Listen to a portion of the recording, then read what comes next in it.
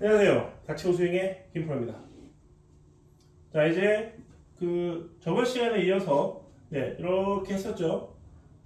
자, 중요한 건 백스윙 때 머리를 잘 잡고 공을 치셔야 켜져 맞는 게 된다라고 했어요.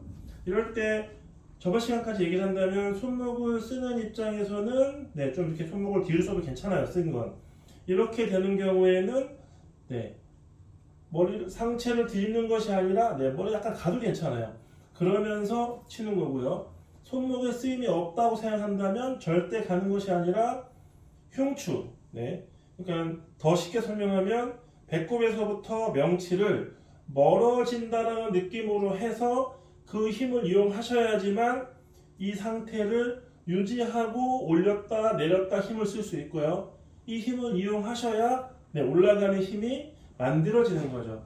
이렇게 만들어지는 힘이 만들어지면 여기서 채가 넘어가지죠. 이 넘어가지는 순간에 왼발에 압을 넣을 수가 있는 거예요. 손목을 이렇게 미리 써가지고 올리시는 분들은요, 압을 늘려 두르면 오히려 들려버리게 돼 있어요. 그래서 너무 빡 딛는 거를 손목을 미리 쓰시는 분들은 하면 안 되죠. 그러면 세게 디디면 들리니까 오히려 안 디디면서 자연스럽게 내려와야 손목을 미리 쓴 게 풀어진다면 우리는 뭔가 텐션을 이렇게 줘가지고 했잖아요. 그러니까 여기서 떨어지는 힘이 저절로 만들어지는 거예요. 이 힘을 받아서 디디셔야지만 여기서 탁 치는 순간에 힘이 실을 수가 있어지는 거죠.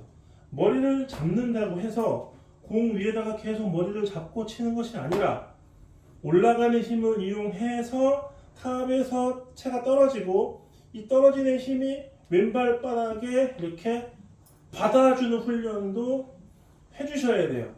그래야지만 공을 치는 순간에 딛는다, 찬다가 아니라 딛는다의 개념을 알 수가 있는 거예요. 막 디디면 아무나 다 디딜 수는 있죠.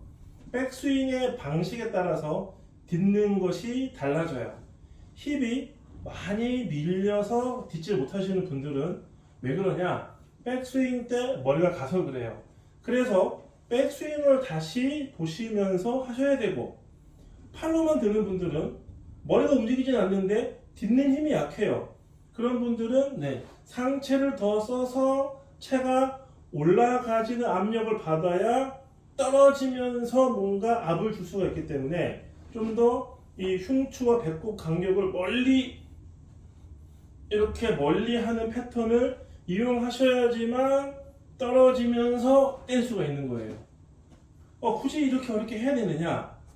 내가 코킹을 거의 안 하고 큰 아크로 가려면 백스윙 탑까지는 그렇게 해주시는 게 쉬워요.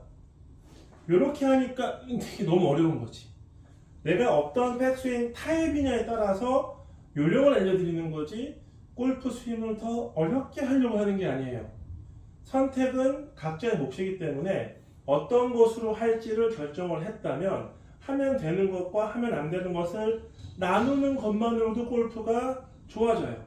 무조건 섞어서 버무린다고 하면 이 맛도 저 맛도 아니니까요. 닥치고 스윙의 김프로입니다.